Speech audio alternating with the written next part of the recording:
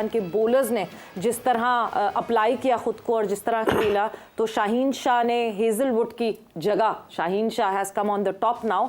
So yes, जब आप वो कहते हैं ना अच्छी परफॉर्मेंसेस होती हैं तो रैंकिंग तो खुद ही खुद बढ़ती जाती है, बट टीम जीतती है उसका इम्पैक्ट सबसे ज़्यादा होना चाहिए कि रैंकिंग आपकी जो भी हो, अगर आपकी टीम ना जीते तो कोई फ़ायदा नहीं होता। बट लाला, जिस तरह की कल टीम पाकिस्तान ने परफॉर्मेंस की, सबसे पहले तो मैं कहूँगी कॉन्ग्रेचुलेशंस फ़खर जमान इन नंबर्स। अल्हम्दुलिल्लाह, मैं ऑनेस्टली बहुत दिल से खुश हूँ के लिए। और मेरी ख्वाहिश थी कि वो पहले ही मैच से अपनी फॉर्म में रहता, ये वर्ल्ड कप का मज़े कुछ और कर देता, क्योंकि अच्छी पिचें हैं, अच्छी पिचें बैट्समैन मिस नहीं करते। और मेरे ख्याल में ओवरऑल फास्ट बॉलर्स की कल भी हमने बात की, बहुत ज़बरदस्त बॉलिंग की इन्होंने। अच्छा है कि बड़े मैच से पहले फास्ट बॉलर्स, क्योंकि उनका रोल इंपॉर्टेंट होगा अगेंस्ट ऑस्ट्रेलिया, वो खेलते अच्छे हैं ऑस्ट्रेलिया फास्ट बॉलर्स को। लेकिन जो फिक्र वाली न्यूजीलैंड खेलना, सॉरी न्यूजीलैंड, एंड देन फिर वो भी बॉल शकीन है। देन फिर उसके बाद जो फिक्र हमें पहले ही मैच से है वो स्पिनर की है। वो उनका रोल बहुत ज़्यादा इंपॉर्टेंट है as usual, middle order batsman का रोल उतना ही इंपॉर्टेंट। तो ओवरऑल हमें मैच जीतना है हमारे हर प्लेयर को, क्योंकि उस दिन भी बात की कि हमारे पास 1-2 मैच विनर नहीं है। मैच विनर हमारे 11 के 11 हैं जो ग्राउंड में उतरेंगे against New Zealand, good team, top team के खिलाफ। तो हम सबको अपना अपना रोल अदा करना पड़ेगा। मैं कभी नहीं कहता कि बड़े बड़े रन या 5-5 6-6 आउट, नहीं, हर बंदा अपना हिस्सा लाजमी डाले। वो छोटी छोटी परफॉर्मेंसेस बन के एक बड़ी परफॉर्मेंस बनती है, इस पे मेरा बिलीव है। कल सबने टीम वर्क बिल्कुल होना चाहिए। कल सबने मुझे परफॉर्म किया। और शाहीन के हवाले से बात हो रही है कि हमने कल भी जिक्र किया था कि 51 मैचेस में 100 विकेट्स लेना एक बहुत बड़े एजाज की बात है। ये मिचेल स्टार्क से टॉप रैंक्ड ओडीआई बॉलर हो गए हैं, बिल्कुल।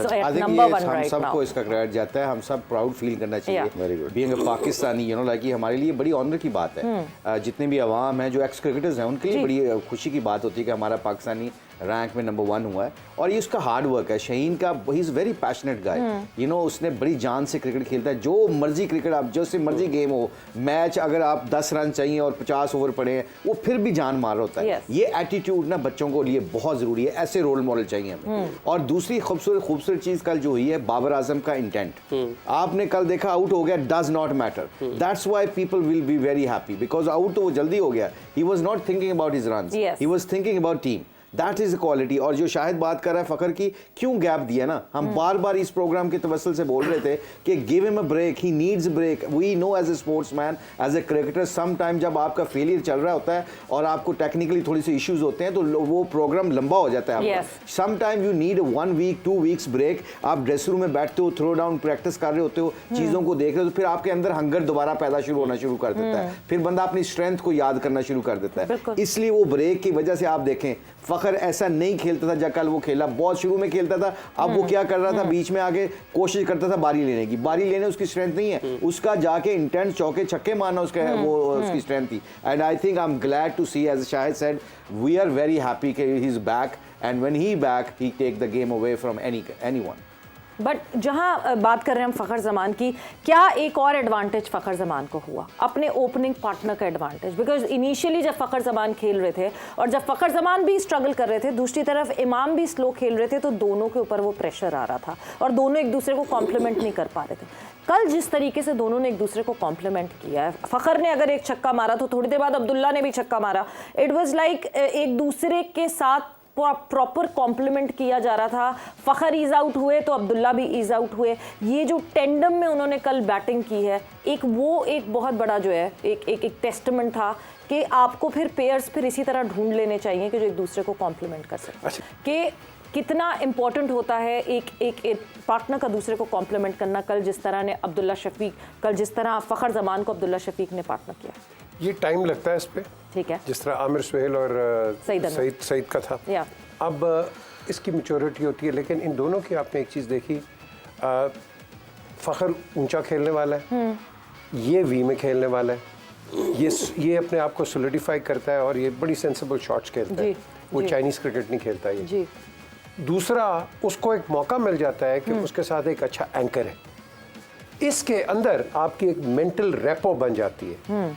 और जब ये मेंटल रेपो बनती है और ये लॉन्ग पार्टनरशिप में जाती है, 1 में 2 में 4 6 मैचेस के अंदर, आप देखेंगे कि आपका एक पेयर बन गया। बिल्कुल, क्योंकि हमने पाकिस्तान में हमेशा एक प्रॉब्लम ही देखा है ओपनिंग का। बिल्कुल, वो कभी हम टिके नहीं है।